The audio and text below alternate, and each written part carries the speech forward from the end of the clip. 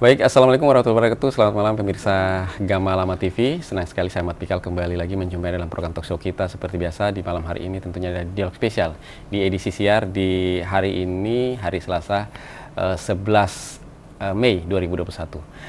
Nah, di kesempatan malam ini juga tentunya kita tetap akan membahas sebuah tema-tema yang berkaitan dengan problem masyarakat ya. Apa yang berkembang di saat ini ya tentunya adalah seputar keluarga. Bagaimana rumusnya untuk penguatan keluarga di tengah tantangan zaman yang saat ini sangat luar biasa. Nah, untuk kesempatan di malam hari ini tentunya saya sudah menghadirkan beberapa narasumber yang sudah bersama saya di malam hari ini. Saya sapa yang pertama adalah Ibu Marlisa M. Tauhid, Ketua Tim Penggerak PKK Kota Ternate. Assalamualaikum, Bu. Waalaikumsalam warahmatullahi wabarakatuh, Pak Kabar Mat. baik, Bu, ya? Alhamdulillah.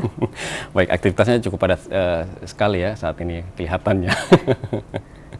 Ya, baik pemirsa Gama TV, selain ada Ibu Lisa, saya juga kedatangan tamu yang sudah tidak asing lagi bagi Anda ya. Saya sapa Ibu Haja Masti bin Abu Bakar di malam ini adalah sebagai tenaga ahli Puspaga Inokane Kota Ternate. Assalamualaikum, Bunda. Waalaikumsalam warahmatullahi wabarakatuh, Pak Mat. Ya. Dan pemirsa dimanapun berada. Sehat, Bu, ya?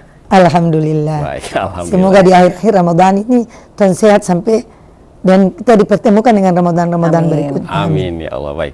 Baik pemirsa Gama Lama TV, saya ingatkan kembali tema kita di malam hari ini adalah penguatan kualitas keluarga di tengah tantangan zaman. Nah, kita langsung saja berbincang-bincang seputar persoalan keluarga ini ya. Baik.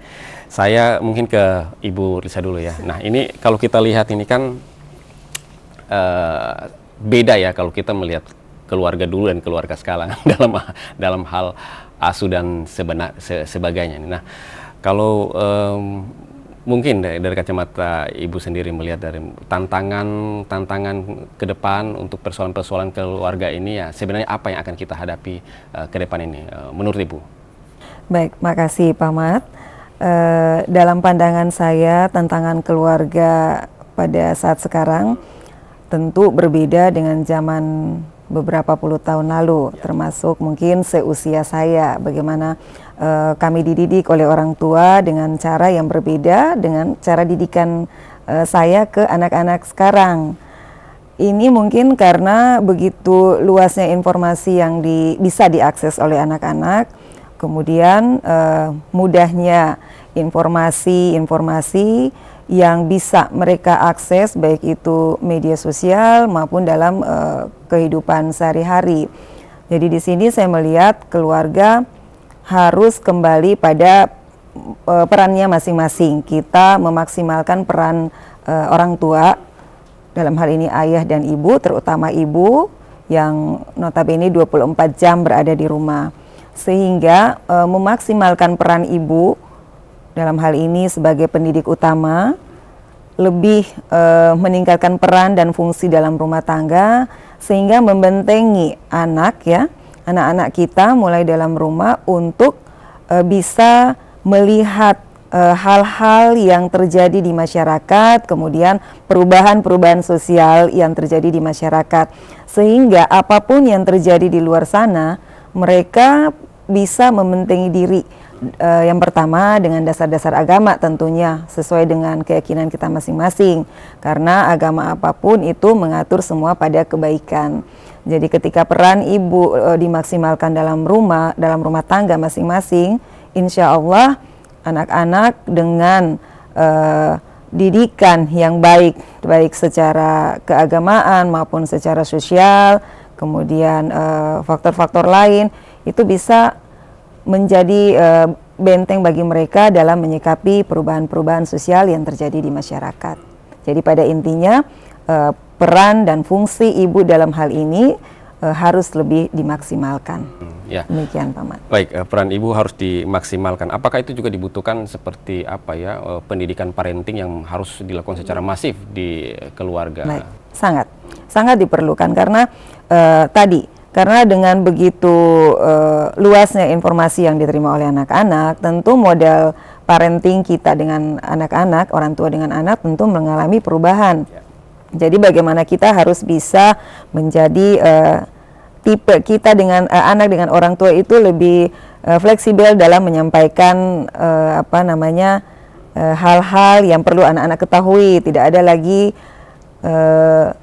batasan-batasan yang merugikan nanti ke anak-anak. Kita lebih komunikatif dalam menyampaikan hal-hal yang terkait dengan, taruhlah misalnya perkembangan anak dalam hal kesehatan ya. Contoh paling gampang adalah bagaimana pengenalan seks secara dini, tentu dengan bahasa yang pas untuk anak-anak, sehingga mereka lebih memahami itu ketika mengalami hal-hal yang terjadi di luar. Contoh misalnya pelecehan seksual, anak-anak sudah punya bayangan bahwa ini tidak bisa karena sudah ada pendidikan di dalam keluarga. Kemudian terkait juga dengan kekerasan dalam rumah tangga ya.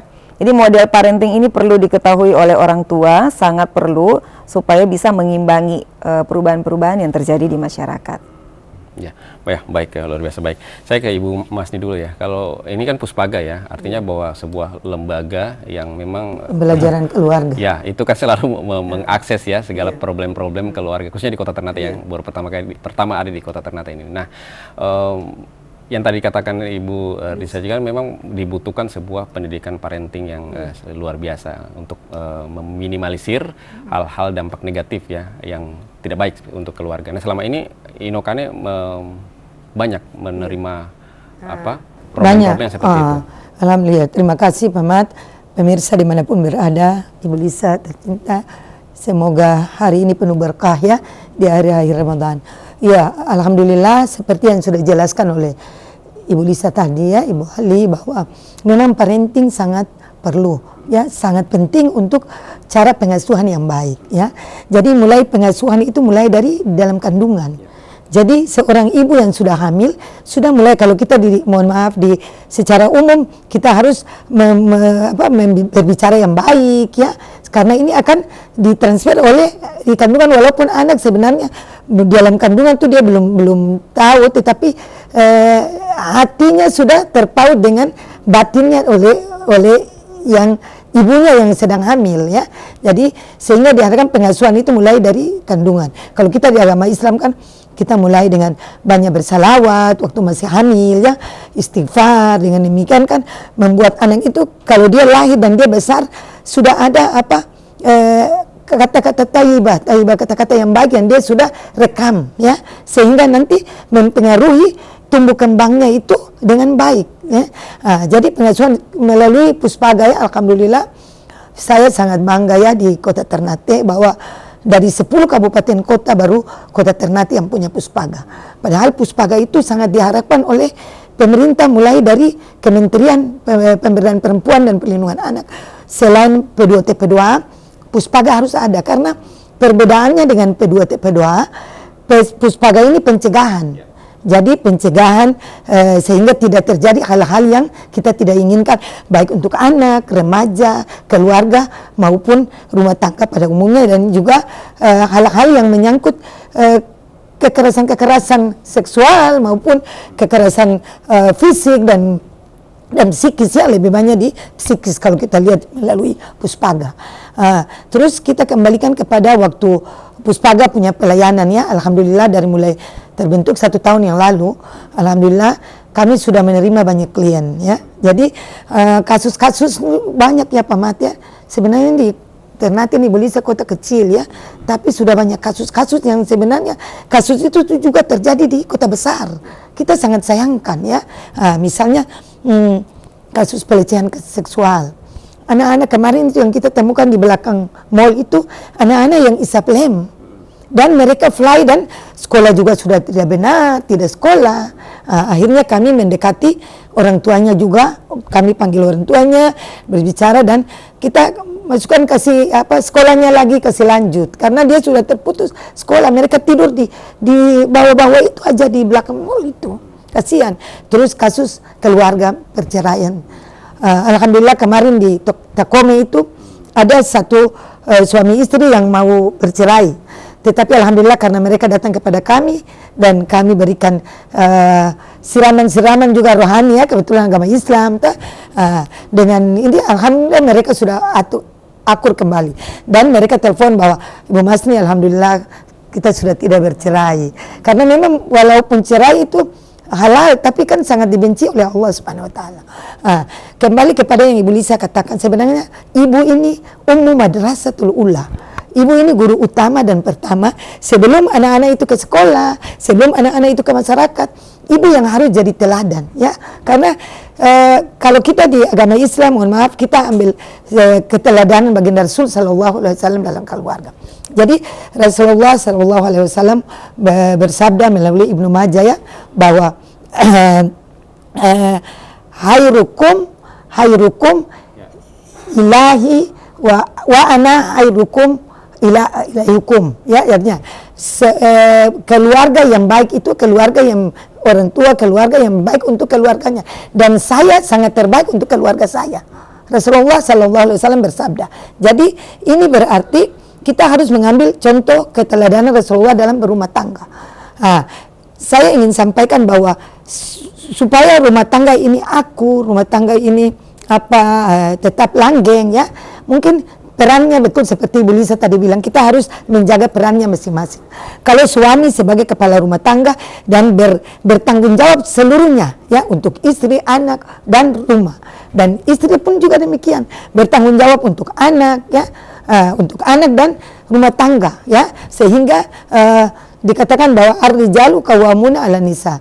Suami sebagai kepala rumah tangga, suami pencari nafkah. Kita bisa lihat ini, banyak juga yang membuat rumah tangga banyak sampai bercerai karena ego dari istri. Mohon maaf, kita sudah jadi pegawai, kita sudah sukses, kita lupa kodrat kita, ya, sebagai ibu dari anak-anak kita dan sebagai istri dari suami kita. Sehingga banyak yang problema rumah tangga karena istri kebetulan sudah lebih sukses dari suami, banyak tidak menghargai suami, sehingga banyak terjadi kekerasan, ya. Saya selalu ingatkan bahwa untuk diri saya juga, ya, untuk keluarga saya, bahwa keluarga ini bahagia apabila di dalam rumah tangga bisa mengetahui, mengevaluasi diri. Jadi di dalam rumah tangga ini kita harus saling menjaga keterbukaan antar suami istri, harus kita terbuka, ada masalah-masalah, ya, saling menyayangi, saling menjaga amanah, ya. Saya lihat banyak juga yang tidak menjaga amanahnya dengan baik sebagai seorang dia sukerja, ya, misalnya sukerja di luar daerah, tidak menjaga kehormatannya, tidak menjaga kehormatan suaminya, sehingga berbuat hal-hal yang kita tidak ingat. Ini juga banyak terjadi di kita kaum perempuan. Sehingga untuk rumah tangga yang langgeng, yang sakinah mawaddah warahmah, perlu kita menjaga ketenangan dalam rumah tangga, saling mengasihi, saling menjaga bahwa kita tetap menghormati suami kita. Karena suami walaupun bagaimana dia pencari nafkah. Saya selalu bilang bahwa nafkah istri itu cuma pelengkap.